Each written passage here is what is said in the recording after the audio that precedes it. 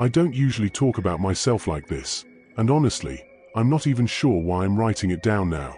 Maybe it's because enough time has passed that the memory doesn't feel as sharp anymore. Or maybe it's because no matter how hard I try to forget it, it still comes back to me when things get quiet. Either way, I'll try to keep this simple. I've always been a solitary person.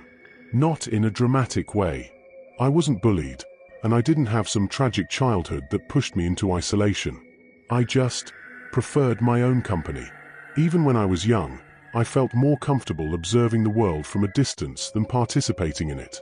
I didn't have many friends growing up. The ones I did have drifted away naturally, like friendships tend to do when you don't put much effort into keeping them alive. I spent most of my time indoors, usually playing video games or browsing the internet late into the night, long after everyone else in the house had gone to sleep. When I got older, that need for solitude didn't go away. It just changed.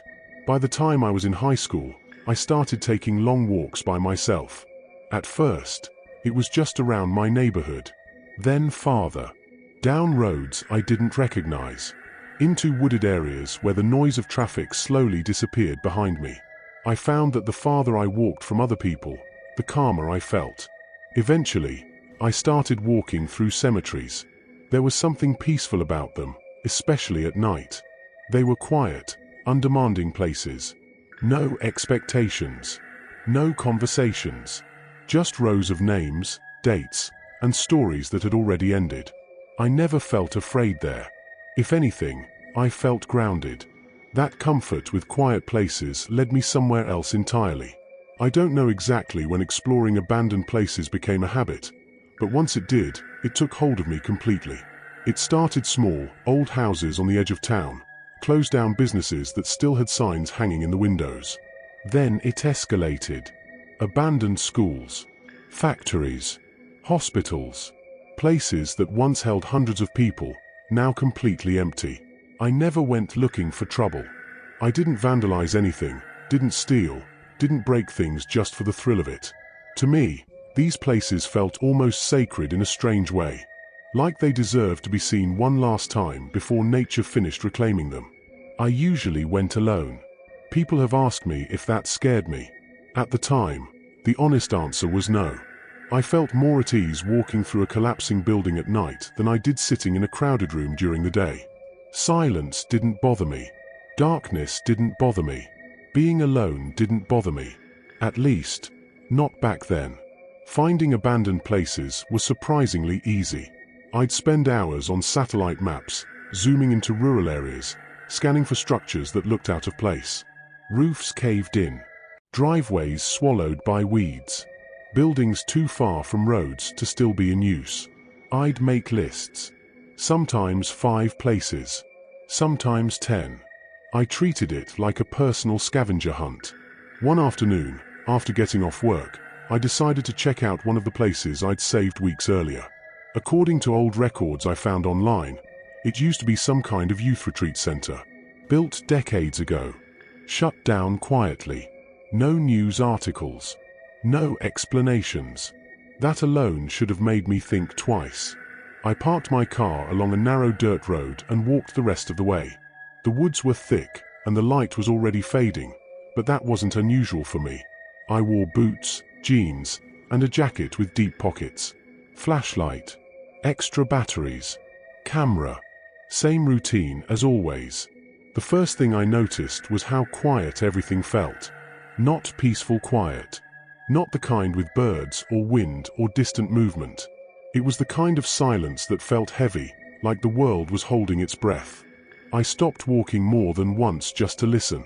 Nothing. When I finally reached the clearing, I saw the buildings.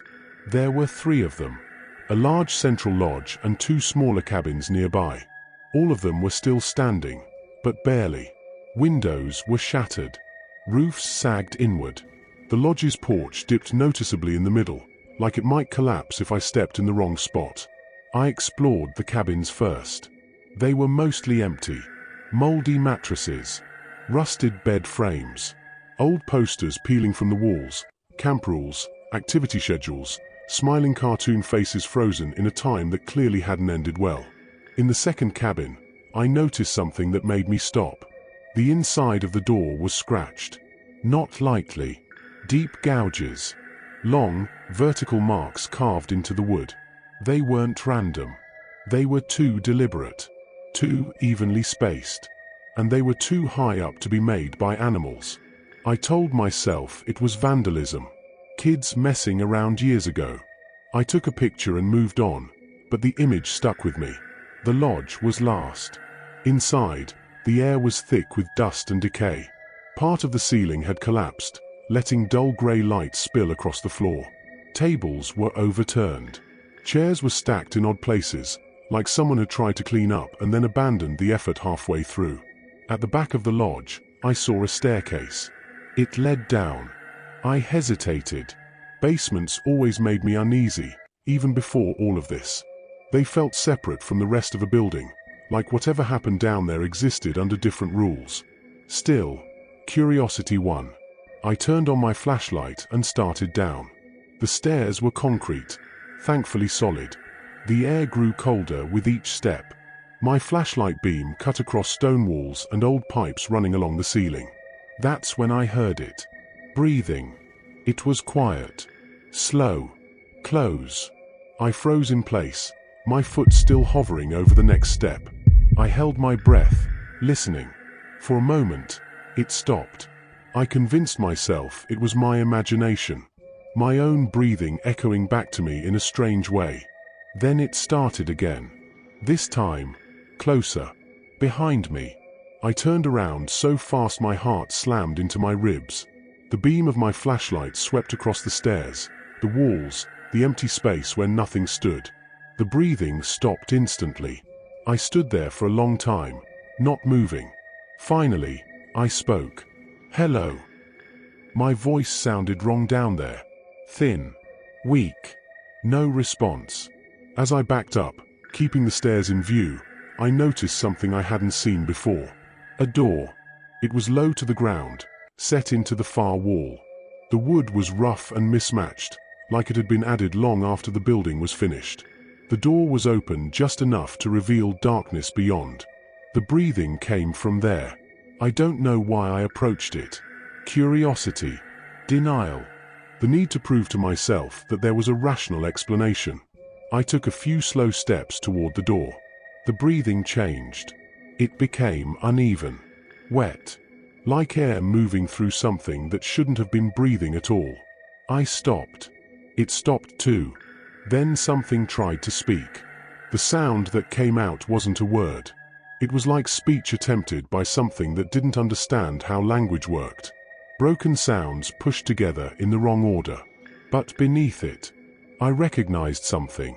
My name. Not spoken correctly. Stretched and twisted. But unmistakable. I ran. I didn't think. I didn't look back.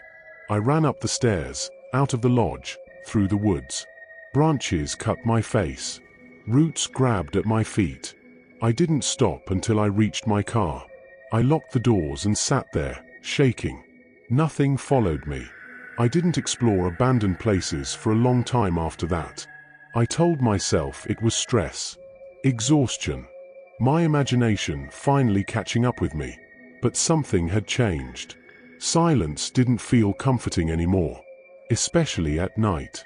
Sometimes, when everything is still, I hear breathing again. Not behind me. Not yet.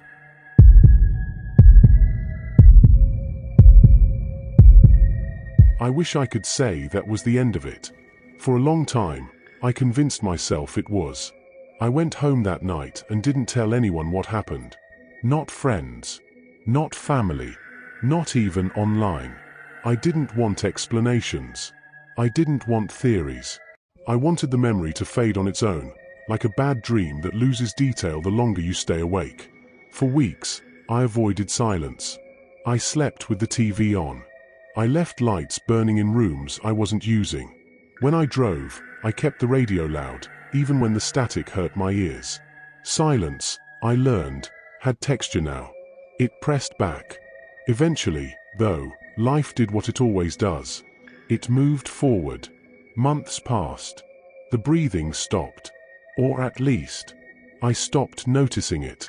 That was when I made the mistake of thinking I was safe. It started small. One night, while lying in bed, I heard my phone vibrate on the nightstand.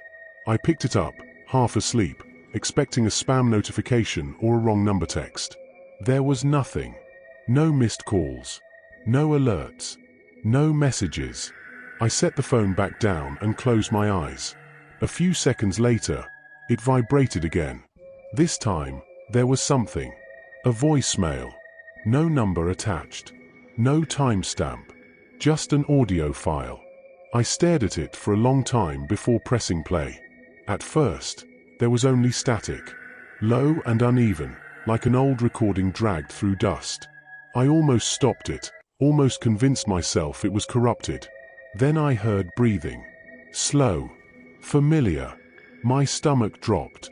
The sound shifted, like whoever was breathing had leaned closer to the microphone. There was a wetness to it I recognized instantly, and my hand started shaking so badly I nearly dropped the phone. Then it spoke. Not clearly. Not in words. But I knew what it was trying to say, because it was trying the same way it had before. Broken sounds. Bent syllables. A voice forcing itself into shapes it didn't belong in. And beneath all of it, my name. I didn't sleep that night. The next morning, I did something I had sworn I wouldn't do. I went back online. I dug deeper than I ever had before. County records, archived documents, scanned newspaper clippings that barely survived digitization. I searched the retreat center's name, then variations of it. Old addresses. Property transfers. That's when I found it. A fire. Decades ago. Officially ruled an accident. An electrical issue in the lodge basement. The articles were short. Clinical. But one line stood out to me so sharply it felt like it cut through the screen. Staff reported hearing voices coming from beneath the building in the weeks leading up to the incident. I kept reading. Apparently, the retreat had a problem long before the fire. Children complaining about hearing someone talk to them at night. Counselors dismissing it as homesickness. Pranks. Overactive imaginations. Until a maintenance worker went into the basement to investigate. He never came back up. They found him days later. Trapped. Behind a door that wasn't on any official blueprint. A door that shouldn't have been there. The fire happened the same night they sealed it shut. I stared at the screen until the words stopped looking real. Then I did the one thing I should never have done. I drove back. I don't know what I expected. Closure, maybe. Proof that it was gone. Or proof that I hadn't imagined any of it. The place looked worse than before. More collapsed. More overgrown. Like it was actively trying to bury itself.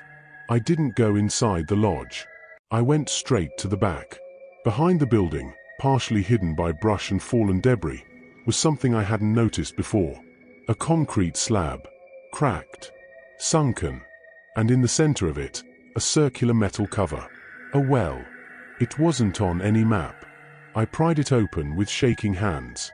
The smell hit me first. Then the sound. Click. 2 seconds. Click. Deep below me, in the dark, something shifted. And then I understood. The tunnel. The door. The breathing. It hadn't been following me. It had been calling. Trying to learn how. Trying to finish something that never ended.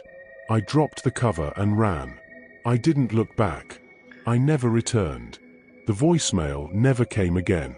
But sometimes, late at night, when everything is quiet and my phone is face down beside me, I hear a faint vibration. Not loud enough to wake me. Just enough to let me know. It remembers my name now.